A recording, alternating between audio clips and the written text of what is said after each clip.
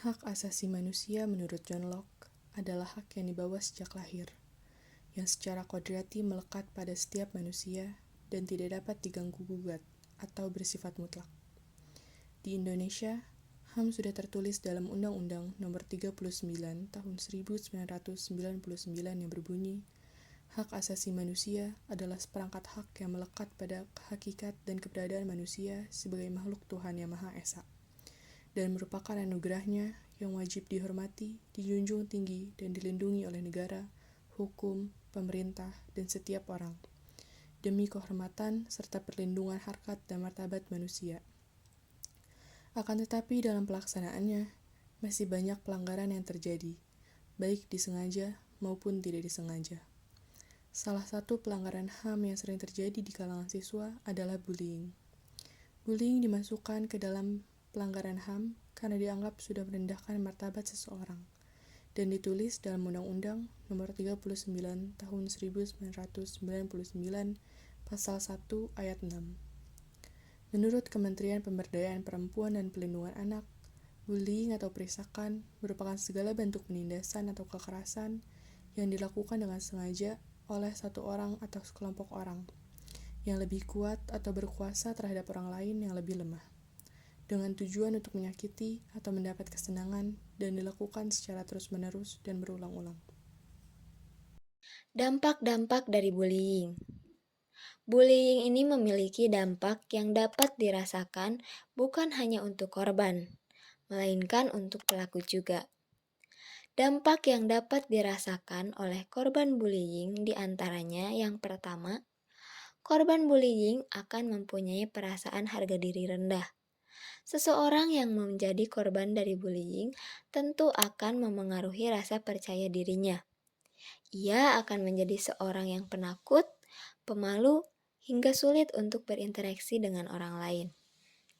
Kemudian, yang kedua, merasa cemas dan depresi. Korban bullying biasanya akan mengalami cemas dan depresi yang akan sangat berpengaruh bagi psikologisnya, yang dapat berakibat kepada munculnya perasaan untuk bunuh diri. Selanjutnya, dampak yang dapat dirasakan oleh pelaku bullying. Yang pertama, tidak memiliki rasa empati. Para pelaku bullying cenderung tidak memiliki rasa empati terhadap orang lain. Kemudian selalu bersikap agresif, pro terhadap kekerasan, dan selalu merasa lebih hebat daripada yang lain. Dan yang kedua yaitu dapat menimbulkan perilaku kriminal lainnya. Pelaku yang melakukan bullying akan beranggapan bahwa dirinya memiliki kekuasaan. Nah, jika dibiarkan, perilaku ini akan menyebabkan tindakan kriminal lainnya. Faktor-faktor penyebab bullying.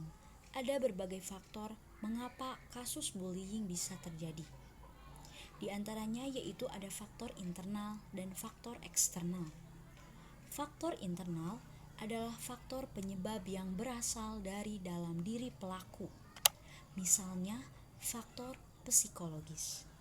Gangguan psikologis seperti gangguan kepribadian ataupun gangguan emosi bisa disebabkan karena berbagai masalah yang dihadapi oleh pelaku. Banyak pelaku bullying dipengaruhi oleh faktor psikologis. Selanjutnya yaitu faktor eksternal.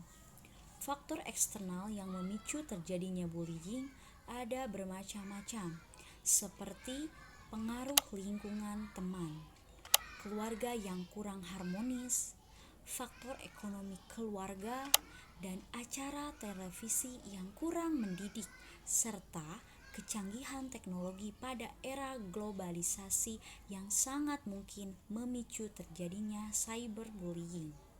Upaya untuk mencegah bullying adalah tunjukkan prestasi, jalin pertemanan dengan banyak orang, tidak terpancing untuk melawan, lalu ketika melihat ada yang dibullying, laporkan pada pihak yang berwenang.